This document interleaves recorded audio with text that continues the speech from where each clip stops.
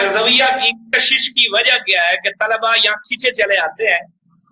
کہ داخلے کے لیے ترستے ہیں، کیا وجہ ہے اس کی؟ واہ واہ سبحان اللہ، ان کا جواب بالکل درست ہے۔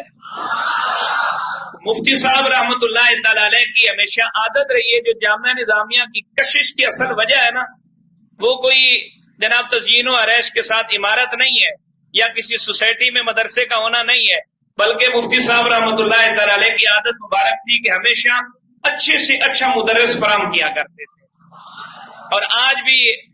ہم سب کے استاد گرامی حضرت قبلہ سیدی وساندی جامع المعقول والمنقول حضرت علامہ مولانا حافظ محمد عبدالستار سے سعیدی دامت برکاتہم العالیہ نے